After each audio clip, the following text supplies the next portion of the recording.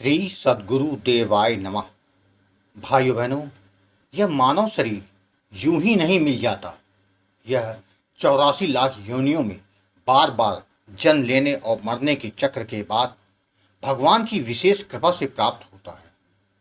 यह शरीर केवल खाने, सोने और भोग विलास में खो जाने के लिए नहीं है।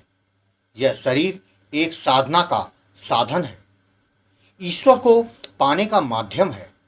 जैसे किसी को करोड़ों की लॉटरी लग जाए और वो उसका उपयोग ताश के पत्तों में हारने में कर दे, वैसे ही जो इस दुर्लभ मानव जीवन को व्यर्थ कर देता है वो सबसे बड़ा मूर्ख है।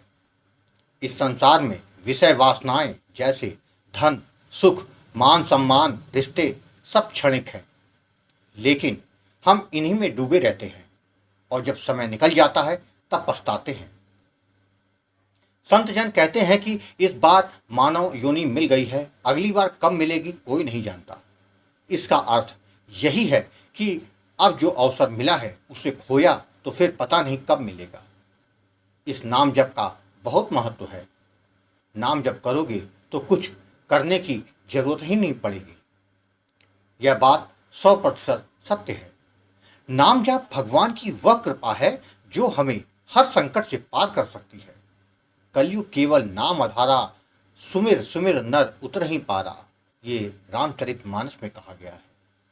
कलयुग में और कोई साधन नहीं है, केवल नाम स्मरण ही सबसे सरल, सुलभ और शीघ्र फलदायी मार्ग है। लोग अक्सर पूछते हैं, क्या नाम किसी से लेना जरूरी है? उत्तर है हाँ, बिल्कुल जरूरी है।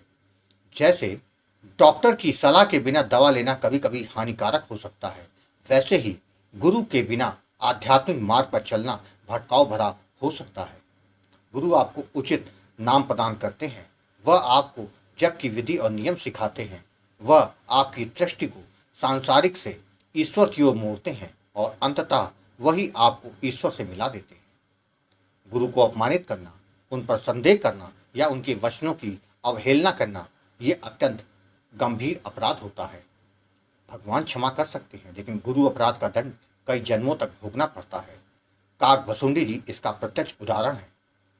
उन्होंने एक बार गुरु की अवज्ञा की थी, जिसके कारण अनेक जन्मों तक उन्हें विभिन्न योनियों में भटकना पड़ा। आपको जो नाम मिल जाए, बस भाव और विश्वास के साथ नाम जप करते रहें, उससे लौकिक और पारलौकिक दोनों कार्य सिद्ध हो जाएंगे। अर्थात सांसारिक जीवन में भी सुख, शांति और समाधान मिलेगा और अंततः परलोक में भी भगवान का धाम प्राप्त होगा। तभी तो संत जन निरंतर नाम जप करने का उपदेश करते हैं।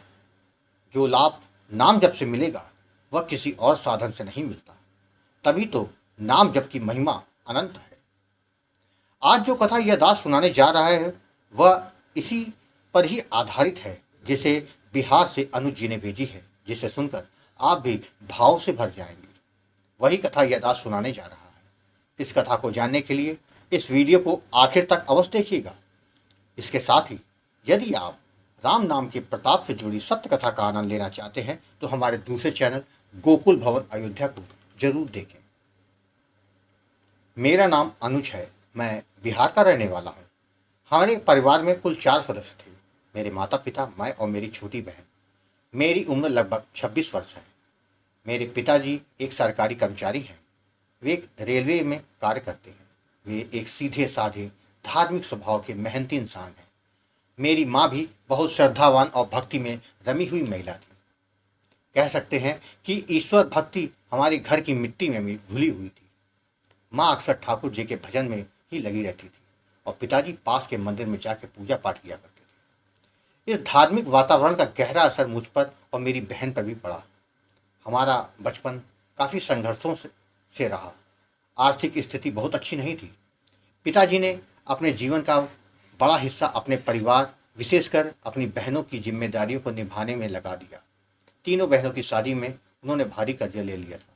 उनकी तनख्वाह का बड़ा हिस्सा उसी कर्ज को चुकाने में निकल जाता था। गांव में कुछ खेती थी, लेकिन उसमें भी खास आमदनी नहीं होती थी। शहर में एक छोटा सा प्लाट और गांव की थोड़ी सी जमीन ही थी, जिसे बेचने की लगातार कोशिश हो रही थी, लेकिन जैसे किसी अदृश्य बाधा के कारण वह बिक नहीं रहा था। पिताजी चिंतित रहते थे। माँ उनकी चिंता को बांटती रहती थी। घर का वातावरण धीरे धीरे बोझिल होता जा रहा था। ऐसे ही एक दिन 2024 में पिताजी यूट्यूब पर एक वीडियो देख रहे थे। उसके नीचे राधा नाम की महिमा का एक वीडियो आया। वीडियो में एक भक्त अपने जीवन के चमत्कारी अनुभव को साझा कर रहा था। पिताजी का मन उस वीडियो को देखकर भीतर तक हिल गया। उन्हें लगा कि जैसे यह संदेश विशेष रूप से उनके लिए ही आया है। उन्होंने अच्युत प्रभात चैनल के कई वीडियो देख डाले, जिसके बाद उन्होंने उस वीडियो में बताए गए नंबर पर संपर्क किया और सौभाग्य से वह नंबर गुरुजी आपका था। गुरुजी आपसे बात करते हुए पिताजी की आवाज़ भर आई थी। उन्होंने अपनी सारी व्यथा आपको बताई, कर्ज, प्रॉपर्टी ना बिकना, मानसिक तनाव, सब कुछ। गुरुजी आपने अत्यंत स्नेह और शांति से उन्हें समझाया कि परेशान ना हो, जीवन में आने वाले हर दुख को केवल राधा नाम से नष्ट किया जा सकता है। राधा नाम से लोक और परलोक दोनों संवर जाते हैं। और जिसके बाद आपने राधा नाम का दान दिया, जबकि विधि तथा सावधानियों के बारे में विस्तार से उनको समझाया। पिताजी ने उसी दिन से नाम जप प्रारंभ कर दिया। जब माँ को यह पता चला तो उन्होंने भी बिना देर किए आपसे संपर्क कर राधा नाम का दान दिया और दोनों ने एक साथ नाम जप करना शुरू कर दिया। गुरुजी, नाम जप का प्रभाव कुछ ही दिनों में हमारे जीवन में दिखने लगा।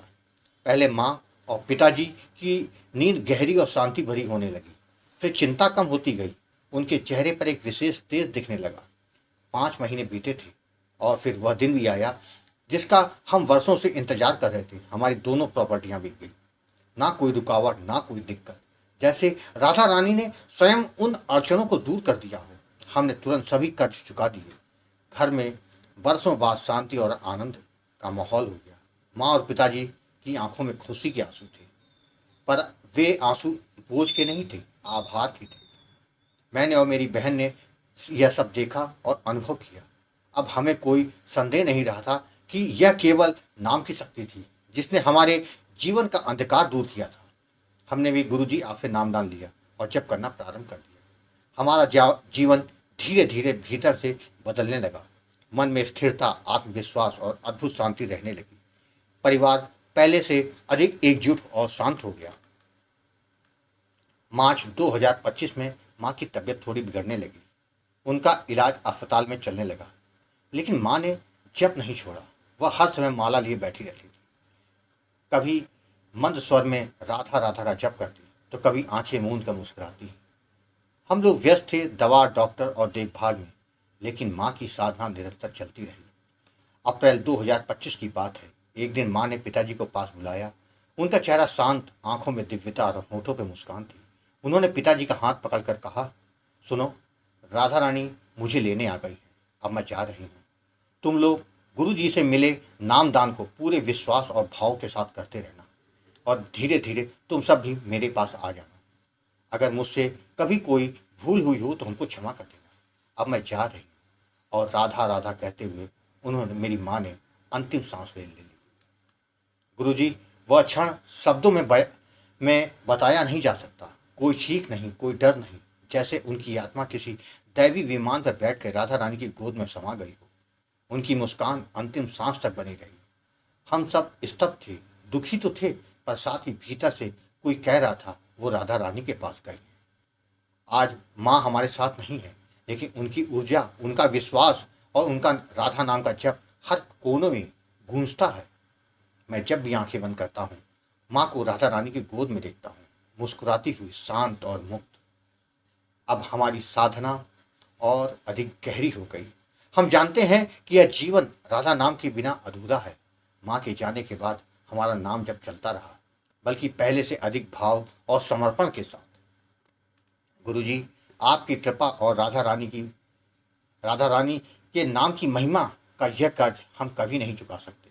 आपने जो दीप हमारे जीवन में जलाया है, उसी की रोशनी ने हमारी दिशा, दशा और गति को बदल दिया है। माँ की मृत्यु नहीं हुई, उनकी गति हुई, और यह राधा नाम की कृपा से ही संभव हुआ है। मैं आपसे हाथ जोड़कर प्रार्थना करता हूँ, हमें बस यही आशीर्वाद देते रहिए कि हमारे जीवन में नाम जब कभी ना छूटे, हम राधा नाम में रम जाएं, उसी में बस जाएं, और जिस दिन यह जीवन पूर्ण हो, उस दिन राधा रानी हमें वैसे ही लेने आ जाए जैसे मेरी माँ को लेने आई थी। यही जीवन की सबसे बड़ी सफलता होगी। राधे राधे। भाइयों बहनों, आपने देखा, राधा नाम से क्या कुछ जीवन में नहीं हो सकता। बस अपने अंदर नाम के प्रति विश्वास को बना कर रखिए और निरंतर नाम जप करते रहें। नाम महाराज आपका कल्याण करेंगे, इसमें किसी बात का कोई संशय नहीं है। आपको यदि यह कथा पसंद आई हो तो कमेंट में राधे राधे लिखना मत भूलिएगा। यदि आपके पास भी राधा नाम की महिमा, बांके बिहारी जी की कृपा और वृंदावन से जुड़ी कोई सत्य कथा हो तो उसको मेरे व्हाट्सएप या ईमेल पर भेज सकते हैं, जिस पर वीडियो बनाकर अपने चैनल में अवश्य दिखाऊंगा। राधे राधे।